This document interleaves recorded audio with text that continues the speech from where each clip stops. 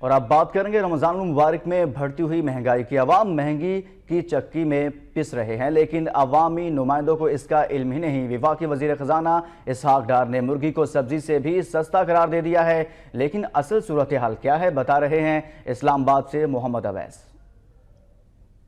جی ہم لوگ اس وقت اپارا مارکیٹ میں موجود ہیں۔ اگر بات کریں تو مہنگائی کی آئے دن رمضان المبارک میں جو اشیاء خردنوش ہیں ان کی قیمتوں میں دن بدن اضافہ ہوتا جا رہا ہے۔ جو چیزیں رمضان المبارک سے پہلے 20 روپے یا 30 روپے کلو میں دستیاب تھیں، آج ان میں 20 روپے سے 30 روپے اور 50 روپے تک کا اضافہ ہو چکا ہے۔ اب وہی چیزیں 70 سے 80 روپے میں دستیاب ہیں۔ اگر مٹر کی بات کریں تو سبزی میں سب سے زیادہ استعمال ہونے والے مٹر، آلو، پیاز، ٹماٹر ہیں، جن کی قیمتوں میں بھی 20 سے 40 روپے اور 50 روپے تک اضافہ ہو چکا ہے۔ مٹر اس وقت بازار میں 100 روپے کلو دستیاب ہیں، جبکہ حکومتی وزراء جو ہیں وہ کہتے ہیں کہ سبزیاں اور دالیں جو ہیں اگر مہنگی ہو چکی ہیں، کیونکہ دال کا ذکر ہوا تو جو دال ماشا وہ 230 روپے کلو میں دستیاب ہے، تو وہ کہتے ہیں کہ دالوں اور سبزیوں کی بجائے آپ گوشت کا استعمال کریں، کیونکہ آج ہم لوگ یہاں پر موجود ہیں۔ اگر گوشت کی بات کریں تو جو چھوٹا گوشت ہے وہ 750 روپے کلو، جبکہ مرغی کا جو گوشت ہے وہ 150 روپے سے 150 سے لے کے 170 روپے تک دستیاب ہے مارکیٹ میں۔ لیکن اس کے باوجود جو حکومتی وزراء ہیں وہ غفلت کا مظاہرہ کر رہے ہیں، حکومتی انتظامیہ جو ہے غفلت کا مظاہرہ کر رہی ہے۔ کہیں پر جو قیمتیں ہیں ان کو کنٹرول نہیں کیا جا رہا،